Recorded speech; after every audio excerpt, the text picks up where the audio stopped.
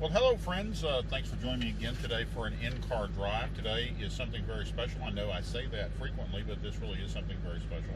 This is the 2021 Dodge Durango SRT Hellcat all-wheel drive.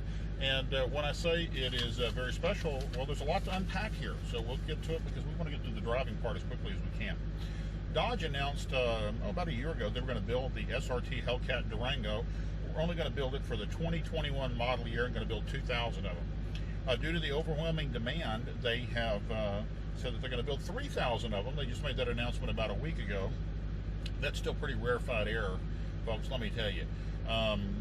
This is definitely going to be a future collectible. I won't be surprised to see that it's at a Barrett Jackson or a Mecum auction 20 years from now, me sitting in it and watching it set a world record or something like that, because it's very special. I would call this a muscle SUV. I don't know if I've coined this term or somebody else has, but certainly this is a whole new category of vehicle. I'm going to give you a little bit of specs on it here. It's powered by a 6.2 liter supercharged Hemi. It's got the Torque Flight AHP95 8-speed automatic transmission. I got my cheat sheet here because there's so much to remember. 0 to 60 in 3.5 seconds. And folks, this thing is heavy. I mean, this is not a lightweight vehicle. NHRA says that the certified quarter mile time is a blistering 11.5 seconds in the quarter mile with a top speed of 180 miles an hour.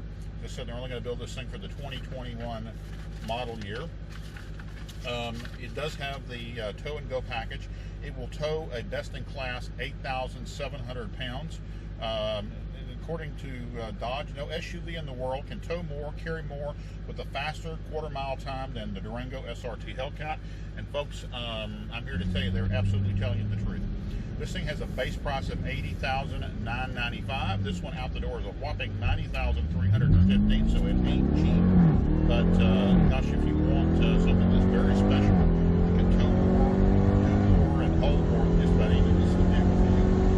I got to be blunt about the gas mileage. The gas mileage is not good. It's just not. 17 on the highway, 12 in the city, 13 combined. If you put your foot in it, you ain't even going to get that. And I put a lot of gas in this thing while I've had it. Usually when I have a week loan, rest vehicle loan, I run through about a tank of gas in the same amount of driving. This week I've run through 2 tanks of gas, and I didn't drive it much yesterday because I didn't want to put a third tank in it. This thing has got lots of great features on it. It's got the Uconnect system in the dash, which is class leading. It's one of the best that's out there.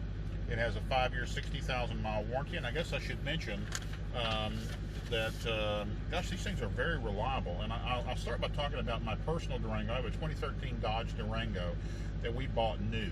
It's got the 3.6 liter V6, so it's certainly not in the same class as this, but the basic vehicle is the same. 3-row seating, the utility, you can do some towing with it, etc., etc.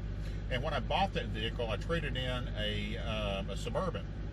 Suburban was about 13 years old at the time, had close to 300,000 miles on it.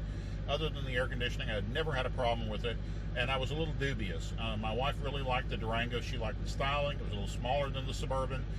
Still had the 3-row seating. So when we bought that, as I said, I was a little dubious, mostly because I was concerned about the reliability factor. The Durango, the Suburban was absolutely reliable. It was cheap to fix. And gosh, was the Durango going to be the same way, or were we going to be facing some maintenance headaches? And I'm here to tell you, with 160-something thousand miles on it, it has been rock solid reliable. The utility is amazing. You can put tons of people and stuff in it. You can tow with it. And this is that, but just so much more. And the exhaust note on this thing is very pleasing without being too objectionable.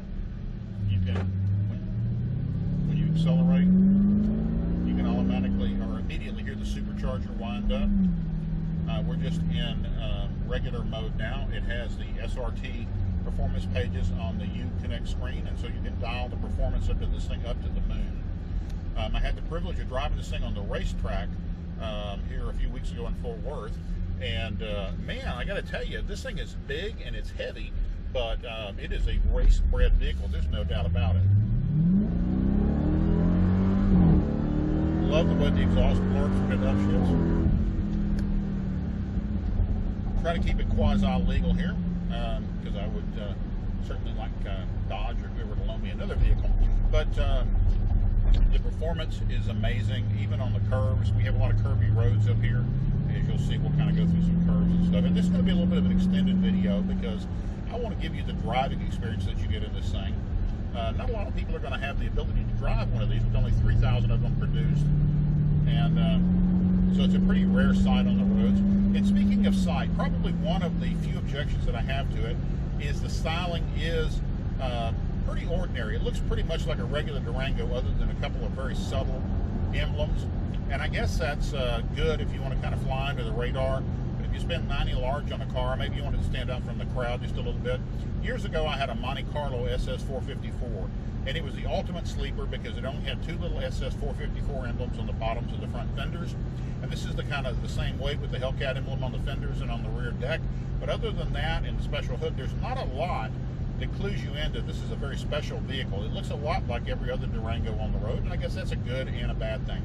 The interior was redesigned for 2021. The dash arrangement is much nicer and more contemporary than my 2013 model. It has heated and cooled seats, a heated steering wheel, has the radar cruise control, has kind of a rudimentary lane departure system in it, basically just a warning system. Rides a little bit stiff, but this is what it's all about, folks. It's got the Brembo brakes on it. I mean, it'll slow down. I mean, just right now.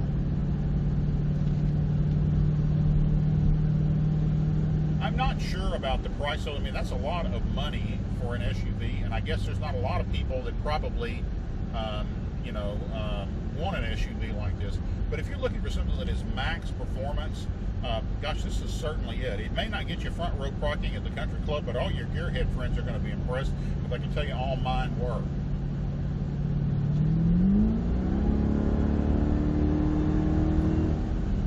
Just amazing.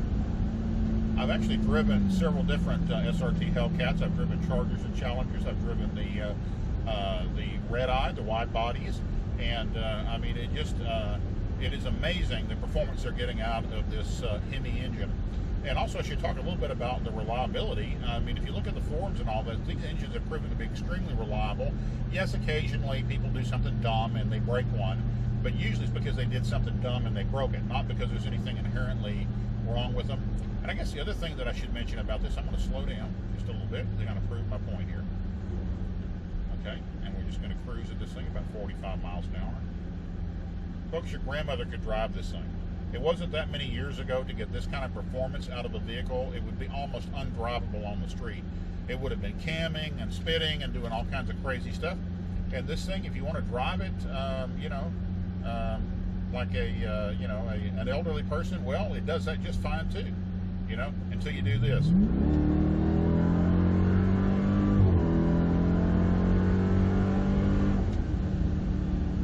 I mean, I can't think of another SUV that can do what this does. Yes, there's some other max performance SUVs out there, but anything that approaches the performance of this thing is several times the price. I mean, I guess the one that immediately comes to mind is with Lamborghini Urus. I think that's the name of it. But there's just not a whole lot that can run with this thing. And as I said, it's supremely comfortable. My son's graduation was Friday night. We had about 6 people piled on this thing. Everybody was absolutely comfortable. They love the way it looks. Some of my relatives, especially the younger ones, were impressed with the way it sounds. We didn't take them for a high-speed drive, but certainly you certainly can. So anyway, there you have it. This is the 2021 Dodge Durango SRT Hellcat, a very, very special vehicle, one that you're not going to see a lot of on the streets. I can almost assure you that it's going to be a future collectible. So if you want the, kind of a very unique, special SUV that you're not going to, see a lot of, this is the one for you. I want to remind everyone that we are at GarageDLX.fm and GarageDLX.com. GarageDLX.com is our award-winning website. We won Best Automotive Website Design from the Texas Auto Writers Association for 3 years in a row. So we appreciate you reading and tuning in. You can also find us on Instagram at GarageDLX. And so there you have it. I appreciate you guys listening and watching and going for a ride with us. And I don't know what we'll have next, but it'll definitely be a car. So thanks, folks, and we'll see you all very, very soon.